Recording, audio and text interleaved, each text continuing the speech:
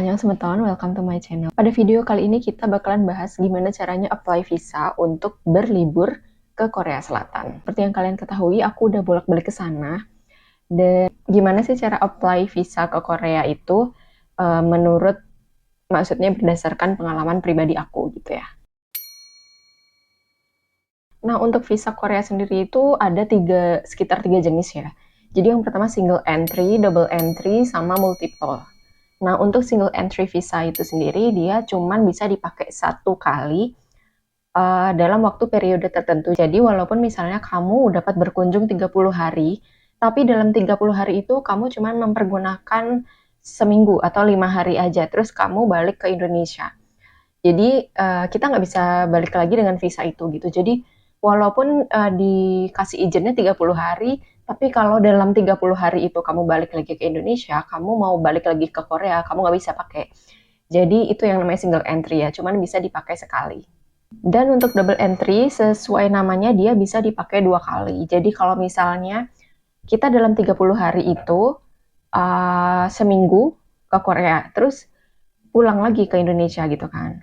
Nah, kalian bisa balik lagi, satu kali lagi gitu loh. Jadi double, jadi 2 kali. Satu kali kunjungan seminggu, terus kalian balik lagi ke Korea itu boleh. Misalnya mau ngambil 2 minggu lagi deh, itu boleh. Terus sesudah itu kalian pulang ke Indonesia, kalian nggak bisa pakai lagi. Jadi cuman bisa dipakai 2 kali kayak gitu. Itu yang namanya double entry. Nah, yang paling enak itu adalah multiple entry visa. Kenapa? Karena kita bisa pakai itu bolak-balik selama 5 tahun gitu. Jadi kita mau berkunjung bolak-balik ke Korea kapanpun kita mau, selama 5 tahun itu kita boleh pakai berkali-kali gitu. Tapi syaratnya, salah satu syaratnya untuk bisa apply multiple entry visa itu, kalian harus pernah berkunjung ke Korea gitu. Jadi kalau belum pernah berkunjung ke Korea, kalian nggak bisa apply untuk multiple entry visa. Nah, yang kemarin aku udah bisa apply multiple entry visa karena aku udah pernah ke Korea sebelumnya kayak gitu. Nah, sekarang kita masuk ke syarat-syaratnya. Untuk syarat-syaratnya sendiri, kalian harus memiliki paspor yang valid. Artinya ya masih berlaku gitu, paspornya paling enggak selama 6 bulan sebelum expired gitu. Terus setelah itu kalian harus download formulir aplikasi visa di website Kedutaan Korea. Kalian bisa lihat di description box di bawah. Nah, itu kalian download formulirnya dari situ, terus diisi. Terus ya isi sesuai informasi yang benar-benar kalian punya gitu ya. Jadi maksud aku jangan ngarang alamatnya di sini, alamatnya di situ, tapi harus benar-benar pakai alamat yang benar. Terus juga di dalam visa itu ada macam-macam informasi lah, dan kalian isi aja sesuai dengan data pribadi kalian gitu. Syarat ketiga itu foto. Untuk fotonya kalian harus pakai latar belakang putih.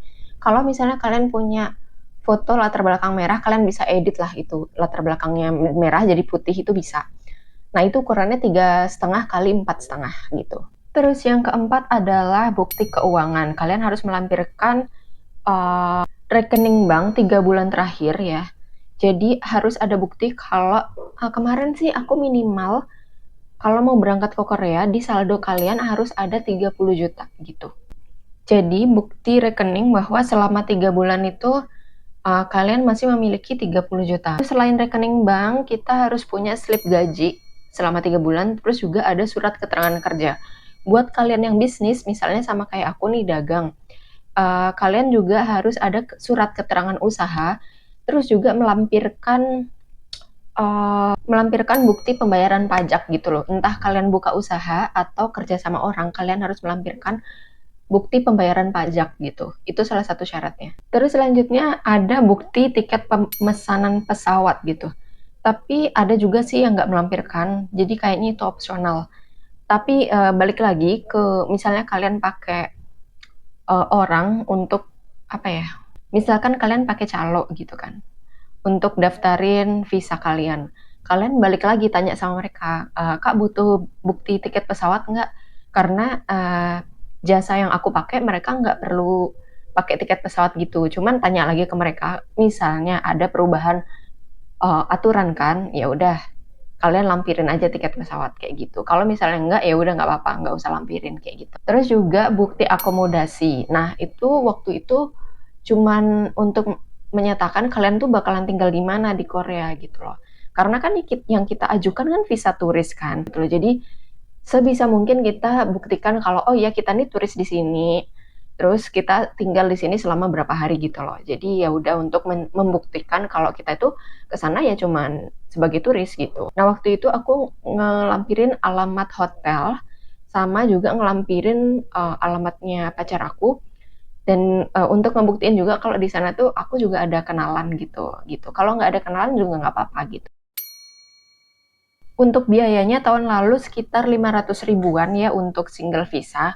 Untuk double aku lupa berapa, mungkin sekitar 2 kali lipat.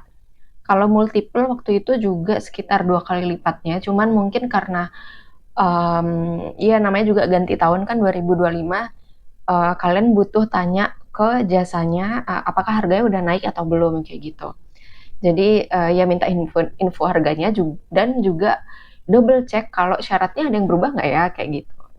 Ya segitu dulu sharingnya untuk gimana cara apply-nya ya.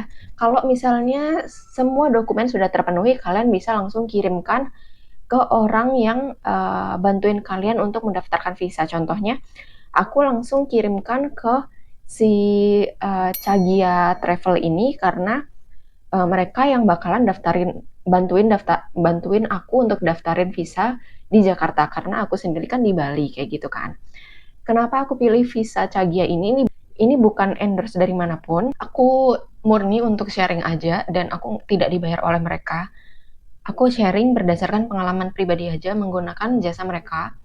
Dan kenapa aku pilih mereka? Karena mereka punya kantor di Bali. Jadi kalau ada apa-apa, aku bisa ke kantornya mereka yang di Bali kayak gitu.